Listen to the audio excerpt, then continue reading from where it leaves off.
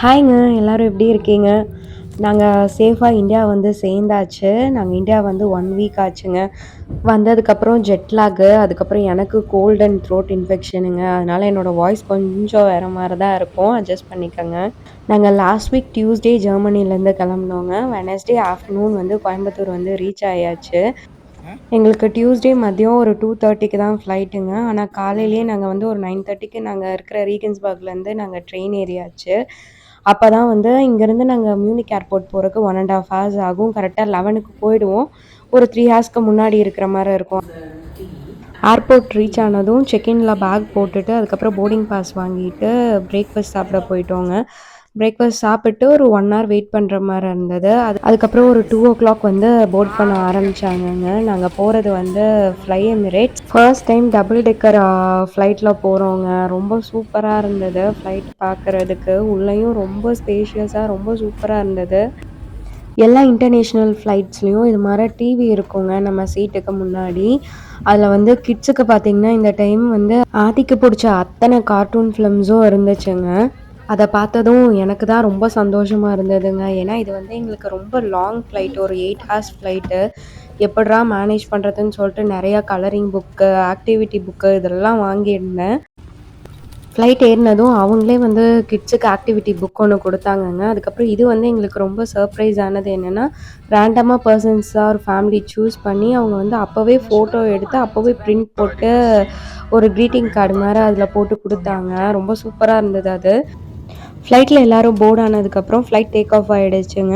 நாங்க வந்து Munich to Dubai, Dubai to Mumbai, Mumbai to Coimbatore தான் போட்டிருக்கோம் ஃப்ளை எமிரேட்ஸ்ல. ஃப்ளைட் டேக் ஆஃப் ஆகி கொஞ்ச நேரத்தில வெளிய பார்த்தீங்கன்னா, இது மாரி அந்த மேகம் வந்து பார்க்கறக்கு ரொம்ப அழகா இருந்தது. லஞ்சுக்கு வந்து பீஸ் புலாவ், தால், அதுக்கப்புறம் பிரிஞ்சால் கறி, சாலட், அதுக்கப்புறம் வந்து கேரட் ஸ்வீட்டுக்கு வந்து கேரட் கீர் குடுத்துருந்தாங்க. அது கூட பன் அண்ட் பட்டர் குடுத்துருந்தாங்கங்க. பன் அண்ட் பட்டர் நம்ம தொடமாட்டோம். மத்ததெல்லாம் வந்து ஓகேவா இருந்தது. கொஞ்சம் ஃபில்லிங்கா இருக்கும். பார்க்க கம்மியா இருக்கும். ஆனா வந்து சாப்பிட்டா ஃபில்லிங்கா இருக்கும்.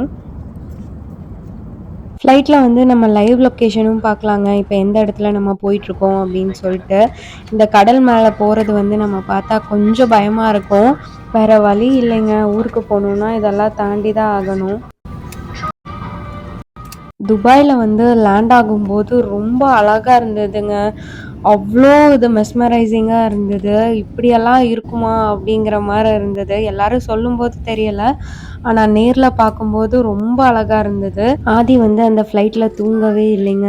எப்போ ஊரு வரும், ஊரு வரும்ன்னு சொல்லிட்டு இறங்குனதுலேருந்து கேட்டுக்கிட்டே இருந்தா. நாங்க நைட் ஒரு 11:30க்கு லேண்ட் ஆயிட்டோங்க. நெக்ஸ்ட் ஃப்ளைட் எங்களுக்கு மும்பைக்கு வந்து மார்னிங் 4:00 தான். துபாய் ஏர்போர்ட் வந்து ரொம்ப பெருசுங்க. இங்க பார்த்தீங்கன்னா, ஒரு டெர்மினல்லேருந்து இன்னொரு டெர்மினல் போறக்காக ட்ரெயினே விட்டுருக்காங்க. ஆதி வந்து நெக்ஸ்ட் ஃப்ளைட் கேட்டுக்கு போகும்போதே தூங்கிட்டாங்க. அதுக்கப்புறம் அங்க ஒரு 4 ஹார்ஸ் வெயிட் பண்ணிட்டுருந்தோம். அதுக்கப்புறம் வந்து 4:00 நெக்ஸ்ட் ஃப்ளைட் ஏறியாச்சு. இந்த ஃப்ளைட் வந்து ஒரு 4 1/2 ஹார்ஸ் ட்ராவலுங்க. நம்ம இந்தியா டைம் படி வெட்னஸ்டே மார்னிங் ஒரு 8:30க்கு வந்து மும்பை ரீச் ஆயிட்டோம். மார்னிங் பிரேக்ஃபாஸ்ட் வந்து அந்த ஃப்ளைட்ல ப்ரொவைட் பண்ணாங்கங்க. ஆனா வந்து ஆதிக்குட்டி சாப்பிடல. நாங்க 2 பேர் மட்டும் தான் சாப்பிட்டோம்.